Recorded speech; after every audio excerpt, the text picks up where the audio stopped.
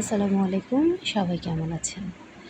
বাহিরে প্রচণ্ড গরম, আর এই গরমে নিশ্চয়ই সবার অবস্থা ভয়াবহ খারাপ হয়ে গেছে আমাদের মতো। আর এই গরমের জন্য আমরা এখন তৈরি করে নিচ্ছি টক আমের মিষ্টি জুস। যেহেতু আমের জুসটা বাচ্চারা খাবে, তাই আমি এই আমের জুসে কোনো প্রকারের ধনেপাতা বা পুদিনা পাতা বা কাঁচামরিচ, মরিচ জাতীয় ঝাল জাতীয় কোনো কিছু ইউজ করব না। তো আমের জুস বানানোর জন্য প্রথমেই আমি আমগুলি ছিলে ধুয়ে নিচ্ছি, আর ব্লেন্ড করার সুবিধার্থে আমি আমগুলিকে কুচি কুচি করে একটু কেটে নিচ্ছি।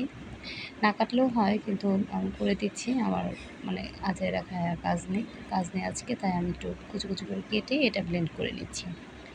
আর ব্লেন্ড করার জন্য আমি এখানে একটু স্বাদ মতো বিট লবণ দিয়ে দিয়েছি, আর একটু লবণ দিয়ে দিচ্ছি চিনি। যেহেতু আমার বাচ্চারা চিনি খাবে, মানে মিষ্টি জুস খাবে, তাই একটু বেশি পরিমাণে চিনি দিয়েছি, আর হালকা একটু পানি দিয়ে এটাকে প্রথমে কাত করে নিয়েছি আমের। এরপরে পরিমাণ মতো পানি দিয়ে জুসটা রেডি করে নিলাম, আর কিছুটা বরফও দিয়ে দিলাম।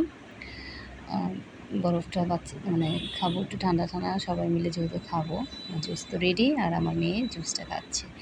মেয়ের কাছে মাশাআল্লাহ খুব ভালো হয়েছে। হ্যাঁ, গরমের জন্য প্রশান্তির জন্য